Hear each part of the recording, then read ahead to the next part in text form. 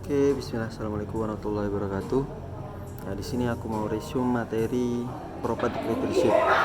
Jadi Rasulullah Shallallahu Alaihi Wasallam itu kan jelas-jelas sebagai manusia terbaik nih, manusia paling utama dan manusia yang paling bisa dijadikan sebagai role contoh tiap orang di dunia, apapun agamanya, apapun rasnya, apapun sukunya. Nah, dari mata kuliah prophetic leadership ini kita bisa belajar Rasulullah Shallallahu Alaihi Wasallam itu bisa kita jadikan contoh dalam 3 aspek. Ya, itu dalam kepemimpinan ya, dalam aspek kepemimpinan ada 3 hal yang bisa kita contoh dari Rasulullah Shallallahu Alaihi Wasallam. Itu yang pertama adalah kepemimpinan dalam keluarga, lingkup yang paling kecil yaitu keluarga. Yang kedua adalah kepemimpinan dalam lingkup ekonomi, atau ya mungkin kalau ekonomi itu kan lebih ke masyarakat ya, sesama masyarakat. Kemudian yang ketiga adalah dalam lingkup politik. Nah, ini politik itu kan identik dengan bernegara dan lain sebagainya. Oke, sebelum menuju ke itu perlu kita perhatikan bahwasannya Rasulullah SAW itu memiliki 4 sifat. Bahkan 4 sifat ini telah ada sebelum beliau diutus menjadi seorang nabi. Yang pertama adalah sidik, jujur, amanah, bisa dipercaya, fatonah, cerdas, dan juga tablik, yang yaitu menyampaikan. Jadi dari 4 hal ini itu kita bisa mengambil kesimpulan bahwasanya adalah memimpin itu yang paling penting, yang paling pertama adalah integritas atau kejujuran ya. Bagaimana tidak, Rasulullah itu sebagai orang yang sidik, jujur, dan amanah, jujur dan bisa dipercaya. Seperti itu. Yang pertama adalah punya integritas. Yang kedua adalah punya intelektualitas, yaitu fatonah, cerdas. Dan yang terakhir adalah tablik, bisa menyampaikan. Berarti Rasulullah SAW itu memiliki kemampuan komunikasi yang baik dalam memimpin. 4 hal tadi yang pertama. Lalu yang selanjutnya adalah kita bahas satu persatu dari berbagai aspek tadi. Dari aspek keluarga, keuangan, ekonomi atau keuangan, dan yang terakhir adalah aspek politik.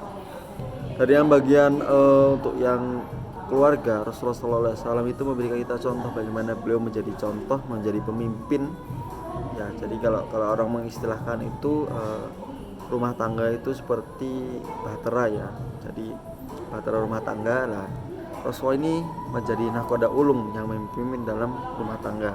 Contohnya banyak, beliau berusaha adil, bagaimana beliau dalam berlaku kepada istrinya dan lain sebagainya. Lalu yang kedua adalah dalam aspek perekonomian.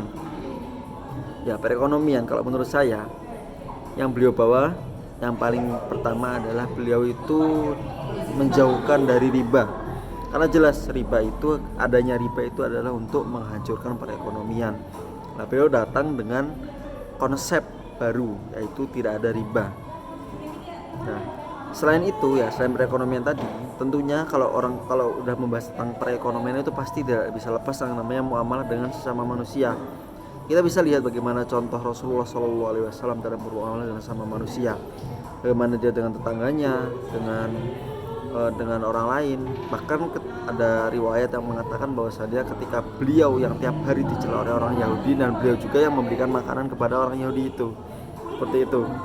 Nah, kalau kita lihat itu yang konkret ya tadi, adanya Baitul Mal, kemudian zakat, dan konsep anti riba tadi. Lalu yang terakhir yaitu adalah dalam aspek politik.